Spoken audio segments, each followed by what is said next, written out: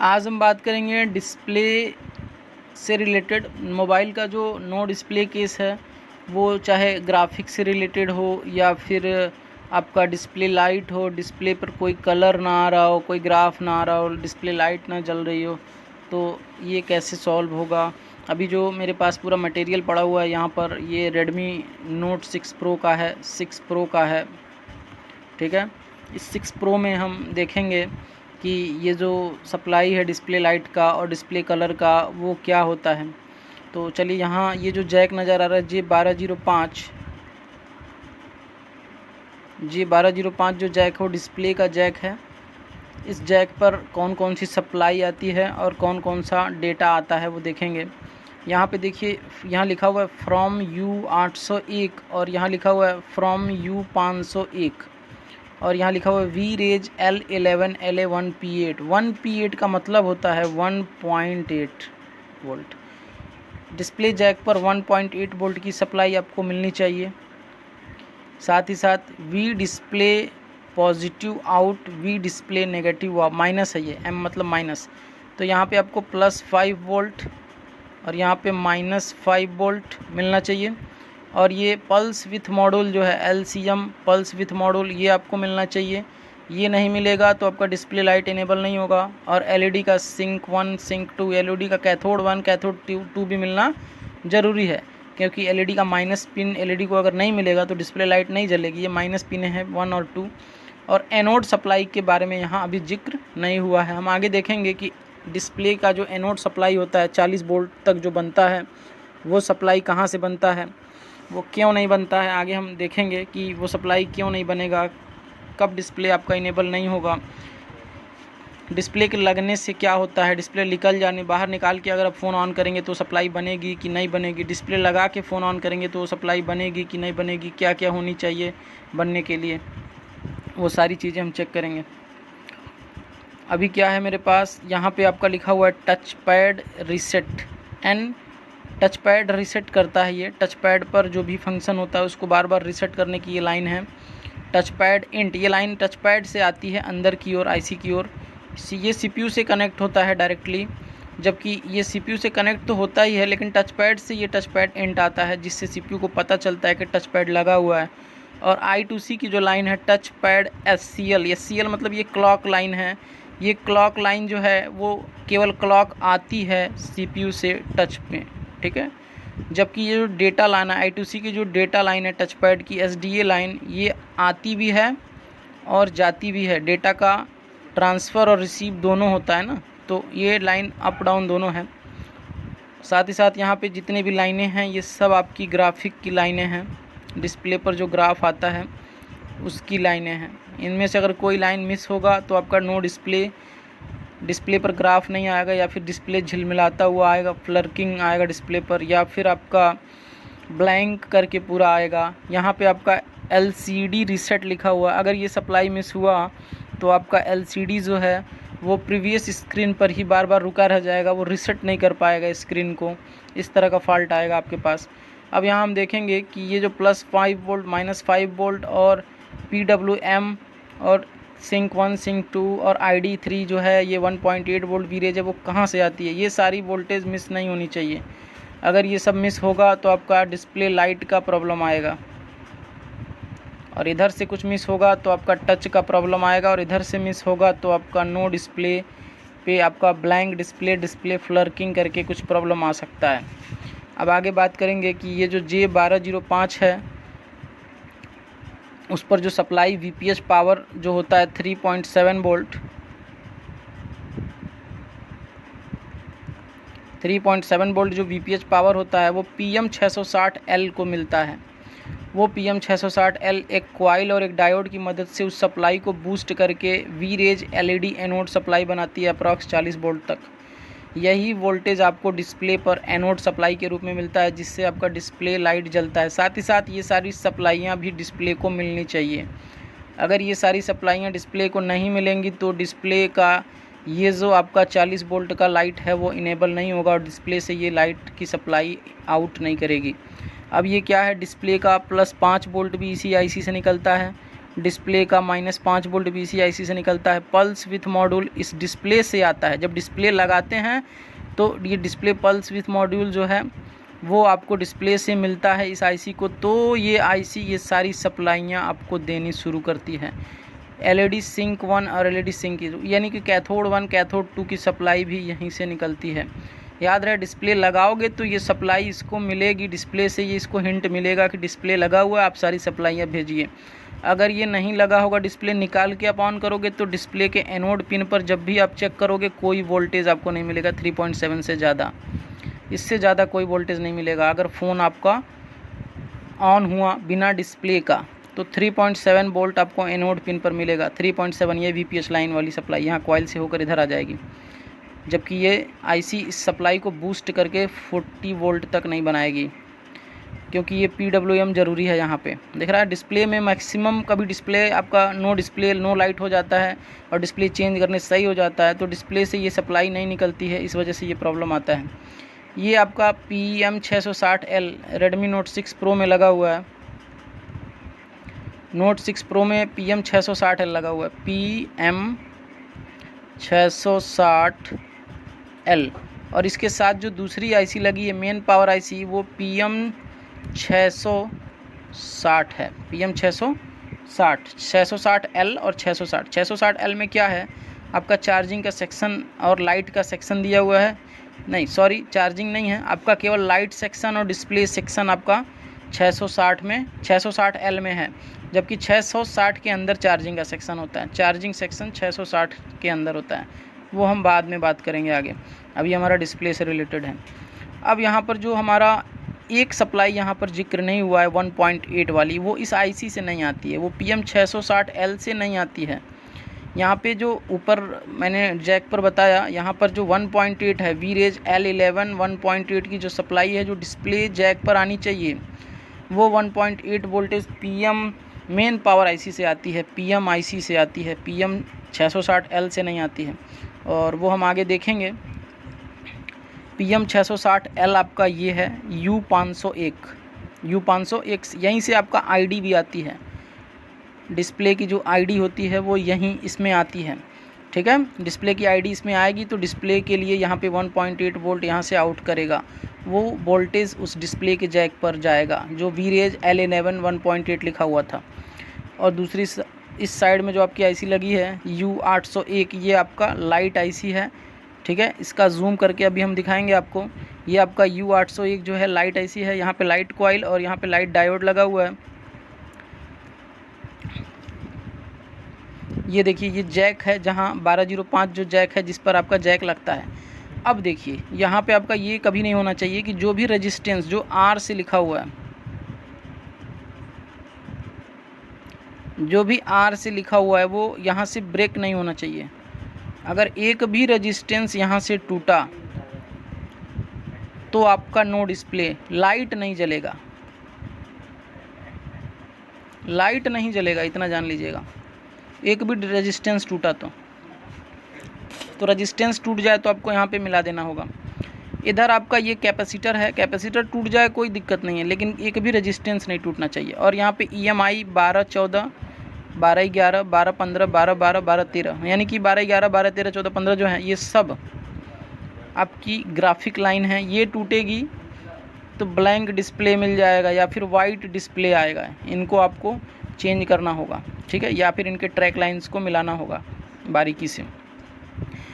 याद रहे आपके जैक के पास कोई भी रेजिस्टेंस टूटना नहीं चाहिए। अगर रेजिस्टेंस टूटा तो नो डिस्प्ले का केस आ जाएगा, डिस्प्ले पर कुछ नहीं आएगा लाइट वाइट, ठीक है।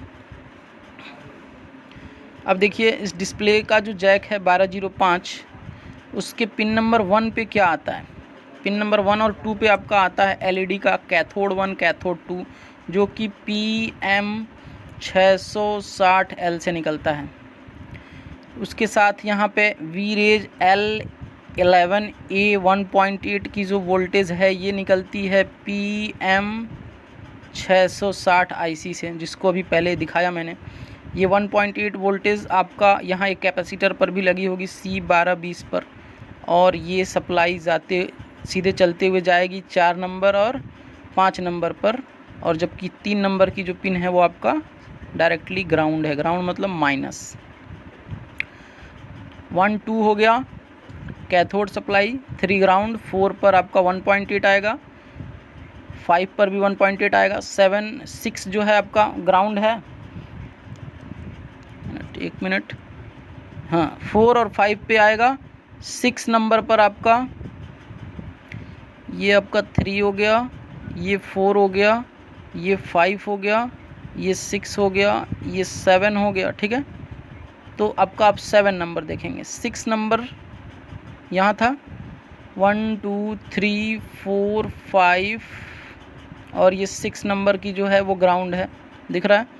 5 पर भी आपका और 4 पर, 4 और 5 पर 1.8 आएगा, 3 ग्राउंड है। 7 नंबर पे देखिए यहाँ पे आपका ग्राउंड है, और 8 नंबर की पिन पर यहाँ पर क्या है,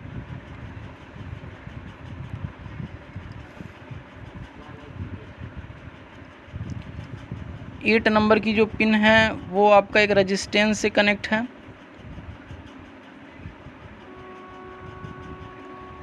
अगर ये रेजिस्टेंस टूट जाए तो बताइए क्या नहीं आएगा, LDM ID नहीं मिलेगा इसको, तो डिस्प्ले को प्रॉब्लम होगा ना, डिस्प्ले लाइट नहीं जलेगी, या फिर डिस्प्ले कलर का भी ब्लैंक डिस्प्ले हो जाएगा।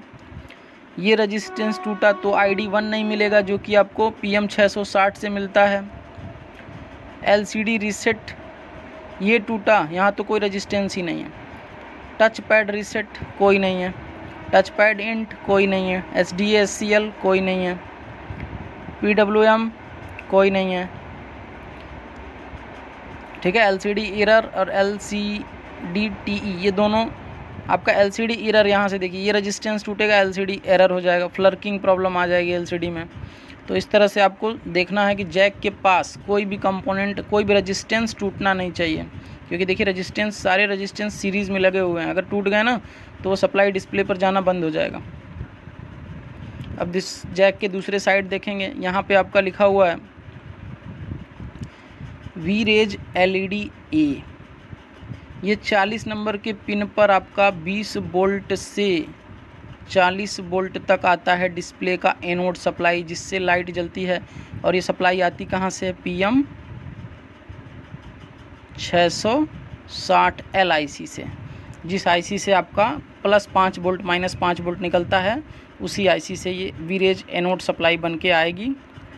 कौन कौन से कंपोनेंट से होके आएगी अभी आगे बात करेंगे।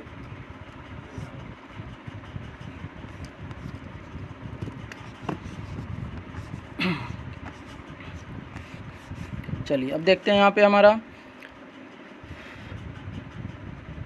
यहाँ पे आपका डेटा नेगेटिव लिखा हुआ है 3, तो देखिए यहाँ पे,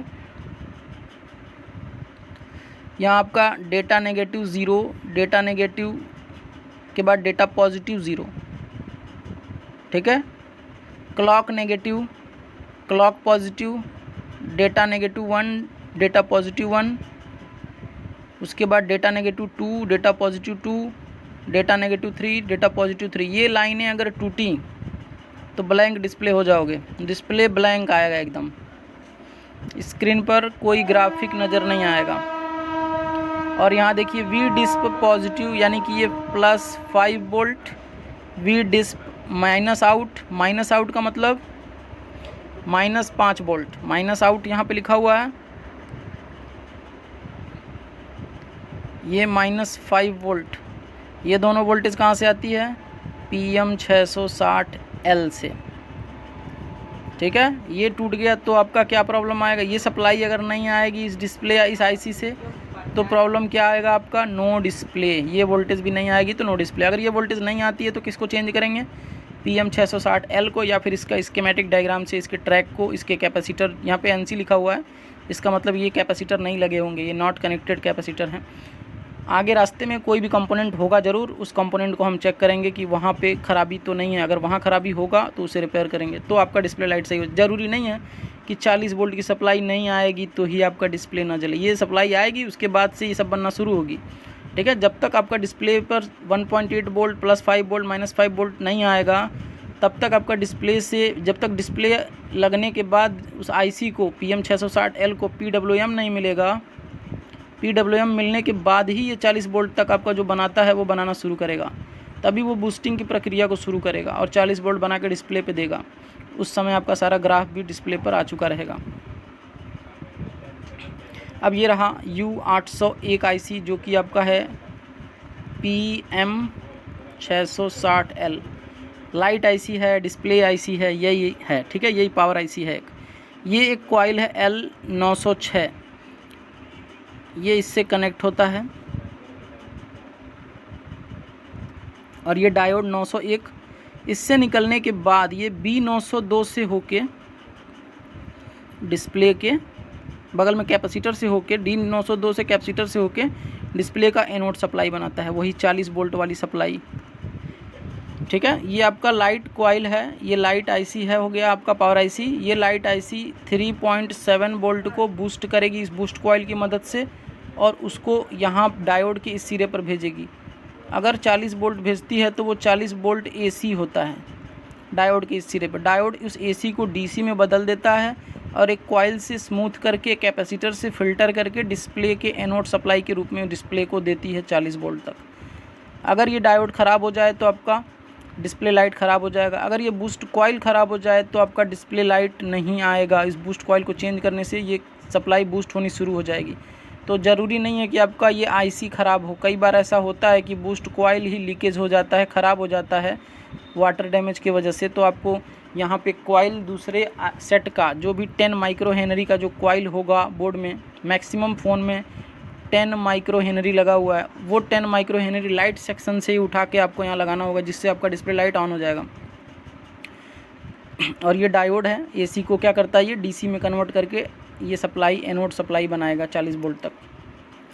तो ये आपका PM660L अब जिस फ़ोन में लगा रहे। अब बताइए PM660L की जगह पे अगर कहीं लगा हुआ है PM670L, इसका मतलब क्या है? इसका मतलब ये है कि ये L वाली जो है इसमें भी लाइट का सेक्शन है, और आप देख के समझ जाएंगे कि कॉइल और डायोड है और वो डिस्प्ले के एक पिन नंबर 40 से या पिन नंबर 1 से कनेक्ट होगा। इससे कंफर्म हो जाएगा कि वो एनोड सप्लाई वाली लाइन है। आप उस पर 3.7 वोल्ट आएगा। जिस पिन पर फ़ोन ऑफ केस में बैटरी लगा के उस पिन पर चेक करोगे 3.7 वोल्ट VPH पावर दिखेगा। VPH पावर जिस पिन पर दिखेगा वही पिन आपका एनोड सप्लाई का पिन है, LCD एनोड का, जिस पे आपका बूस्ट कॉइल जब फ़ोन जब ऑन होगा तो बूस्ट कॉइल से सप्लाई बूस्ट होके आपका 40 वोल्ट तक वहाँ पहुँचेगी उसी पिन पर, जिससे डिस्प्ले का लाइट जलेगा। तो आशा करता हूँ आपको ये वीडियो समझ में आया। अगर आपको कुछ प्रॉब्लम है तो आप कमेंट बॉक्स में कमेंट करके पूछ सकते हैं, मैं उसका सलूशन आपको दे दूँगा। और आप अगर मोबाइल रिपेयरिंग सीखना चाहते हैं तो ऑनलाइन कोर्स चल रहा है, काफ़ी कम फीस में है, आप उसे ज्वाइन कर सकते हैं। स्टेप बाय स्टेप आपको डीपली नॉलेज दिया जाएगा। आपको कोई भी प्रॉब्लम होगा आप बेझिझक हमसे पूछ सकते हैं। और मेरे जितने भी स्टूडेंट हैं उनको अब कॉल सपोर्ट लाइफ टाइम का होता है, तो आप उसे ज्वाइन कर लें। डिस्क्रिप्शन में मेरा नंबर मिल जाएगा, उस नंबर से मुझे व्हाट्सएप पे कांटेक्ट कर लें और ऑनलाइन क्लास को ज्वाइन कर लें। Thank you.